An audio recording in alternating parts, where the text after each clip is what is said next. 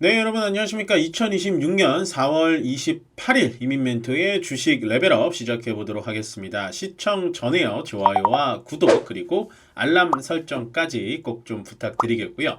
일단 시장 오늘도 좀 강한 흐름을 보여줬지만 약간은 전강 후약의 좀 흐름이 나타납니다. 계속해서 시장의 탄력도가 살짝은 줄어들고 있는 듯한 느낌을 받으시는 게 맞고요. 그리고 이제 어제, 그러니까 저번 주 말부터 제가 말씀을 드리지만, 시장이 매일같이 올라가는 시장은 없다. 그러니까 올라갈 때마다 좀 침착함과, 냉철함을 좀 유지를 하셔야 된다라고 말씀을 많이 드리고 있습니다. 그렇다고 해서 뭐 모든 물량을 뭐 다 처분해가지고 무조건 매도하자 이런 건 아니에요. 제가 썸네일에도 이렇게 남기다시피 지금 시장은 매도를 섣부르게 하면은 수익을 더 못 내거든요. 근데 만약에 현금이 아예 없으시고 오로지 주식으로 다 풀 베팅을 하시는 분들은 조심을 해야 된다는 겁니다. 왜냐면 전체적인 유가 레벨이라든지 아니면 원달러 레벨이라든지 이런 것들이 아직도 불안정하기 때문에 시장이, 저는 이제 올라가는 거에 대해서 조금은 자꾸 이렇게 의심의 눈초리로 볼 수밖에 없는 사람이잖아요. 그런 직업이기 때문에. 그래서 원래 저는 상방론자기는 합니다만, 여전히 시장은 올라갈 거라고 생각을 합니다만, 그래도 계속 현금 비중은 가져가셔야 된다라고 전달을 꼭 해드리고 싶었습니다.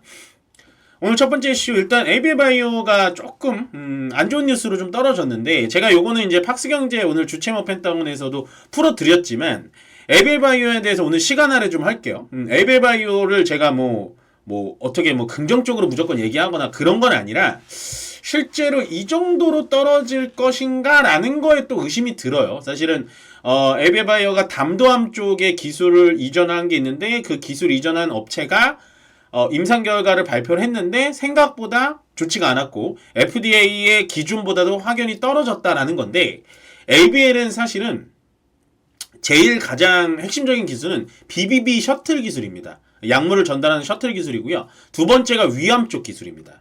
그리고 이제 담도암인데, 담도암이 원래 이렇게 시장에서 기대감이 있었고, 어제도 ABL바이오가 10% 넘게 뛰었었던 이유가 뭐냐면, 일단은 가장 먼저 FDA 승인이 날 것 같아서 가장 먼저 현금이 들어올 거다 라고 시장에서 판단을 했는데, 그게 이제 어저께 꼬꾸라지다 보니까 ABL바이오가 오늘 20% 가까이 빠졌는데, 실질적으로 회사의 근간이 흔들리는 악재는 아니에요.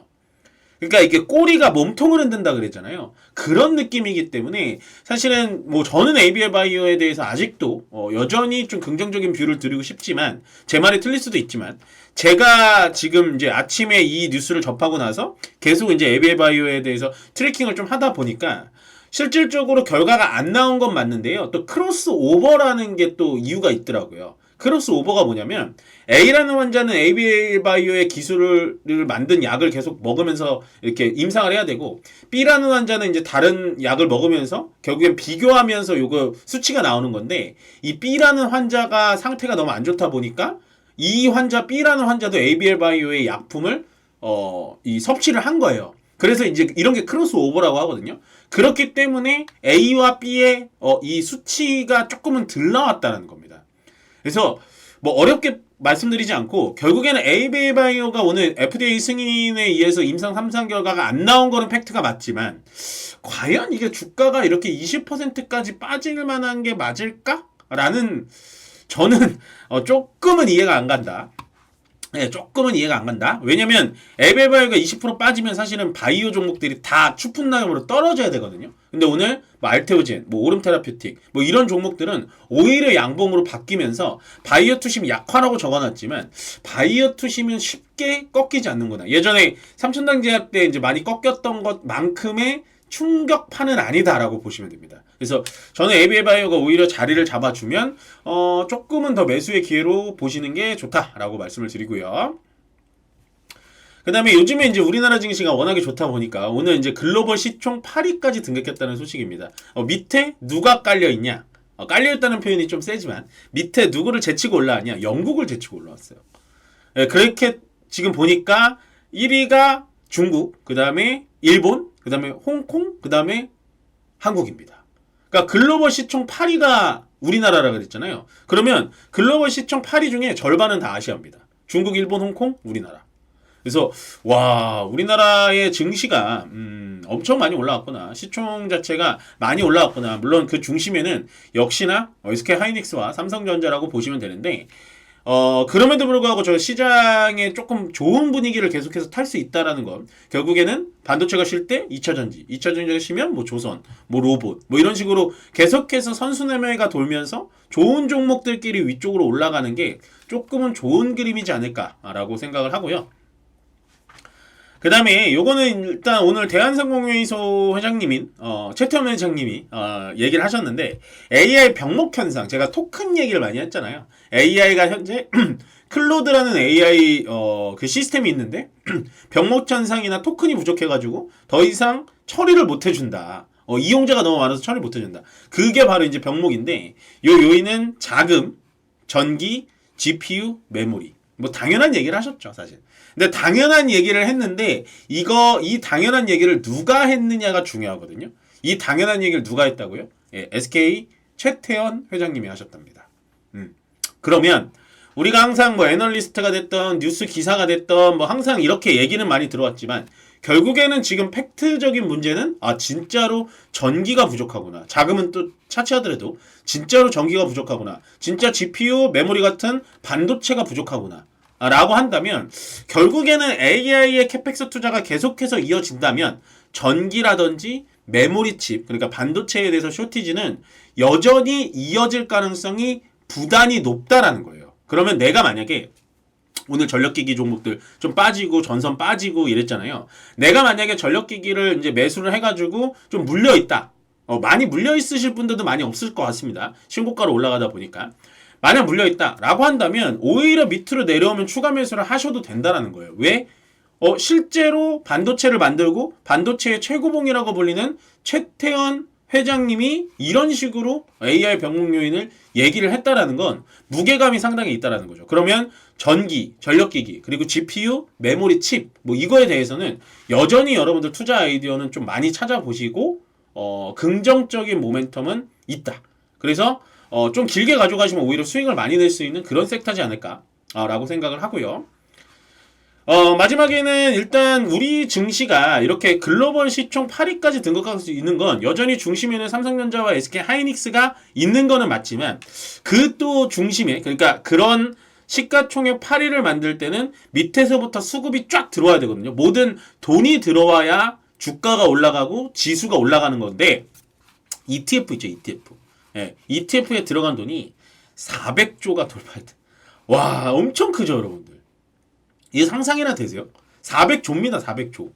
예, ETF가 이렇게 활성화되지 않았는데 올해 이제 지수가 3천을 넘기고 나서부터 ETF에 진짜 많은 돈이 들어온다라고 제가 많이 말씀드리잖아요. 그래서 금융투자에 매수가 들어오면 거의 ETF라고 보여지는데 400조. 그럼 제가 이걸 보고 느꼈던 건 뭐냐면 정말 스마트한 개인 투자자님들이 많아졌구나 라는 겁니다. 왜냐면 종목을 잘 못 고르시는 분들이 많잖아요. 그러면 오히려 예를 들어 이런 거예요. AI 병목 요인, 자금, 전기, GPU, 메모리. 그러면 전력기기 ETF를 그냥 사시는 게 훨씬 나아요. 괜찮아요. 그리고 메모리, GPU 부족하다고 메모리 ETF 사시는 게 훨씬 더 나아요.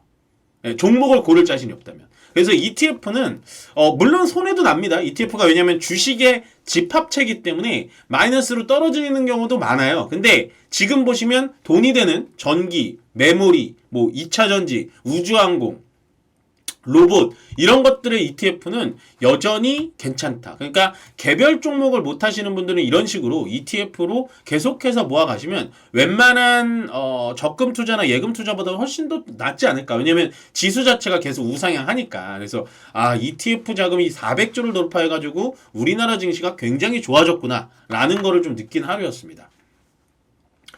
그 다음 강세업종과 약세업종 간단하게 보여드리겠습니다. 강세업종 오랜만에 철강이 좀 좋았네요. 사실은 저는 이제 철강 쪽을 여러분들께 강조를 많이 드리진 않았던 것 같아요. 왜냐면 저는 사실은 이 철강 쪽이 그렇게 오늘 올라가긴 했습니다만 그렇게 매력적으로 보이진 않거든요. 그러니까 저는 별로 그렇게 좋아하지 않는 게 철강이라든지 화학 이쪽은 그렇게 좋아하지 않아요. 왜냐면 중국 쪽의 모멘텀이 너무 커요.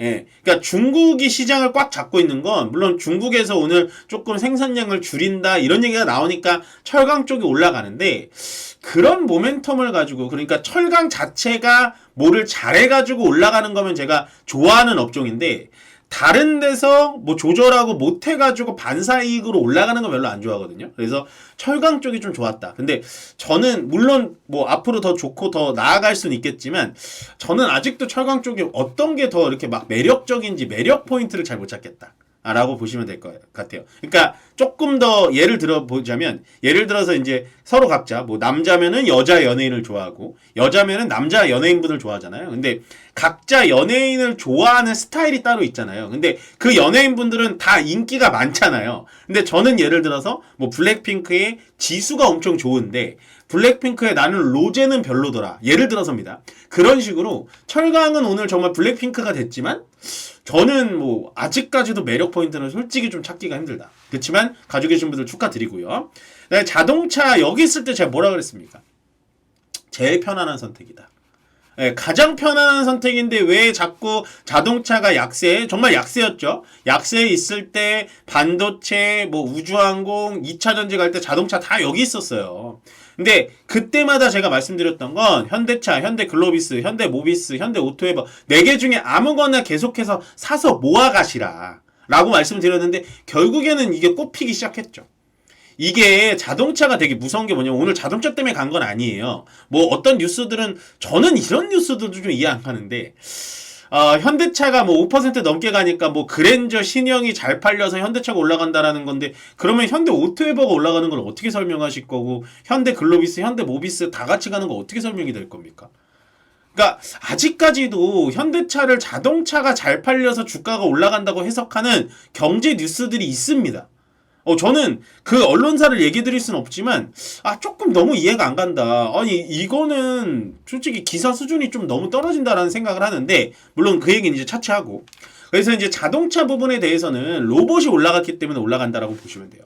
네, 그래서 아직도 편안한 선택이다. 그리고 대형주들이 한번 이렇게 쭉 뽑잖아요? 그러면 위쪽으로 올라갈 때 따라잡질 못해요. 왜? 옛날 가격을 생각하기 때문에. 그래서 저는 여전히 자동차는 특히나 현대차 그룹 위주로 보시는 게 좋다. 라고 보시면 되고 2차전지 오늘 개별적인 움직임이 있었지만 결국에는 삼성 SDI가 가장 좋은 움직임 보여줬는데 오늘 실적 발표가 있었죠. 삼성 SDI가 뭐 2,200억 정도가 마이너스 2,200억 적자가 컨센서스였는데 실제로 실적을 내보니까 1,000억대예요. 생각보다 적자가 덜 났네 하면서 올라간 겁니다. 그러니까 주식이 참 재밌으면서도 어려워요. 이런 거 보면 참 같은 적자인데도 예상보다 적자가 덜 나면 올라가고 그냥 적자면 또 떨어지고. 그러니까 2차전지 전 뭐 여전히 좋게 보고요. 그 다음에 약세업종으로 좀 돌아가자면 약세업종으로 좀 들어갈게요.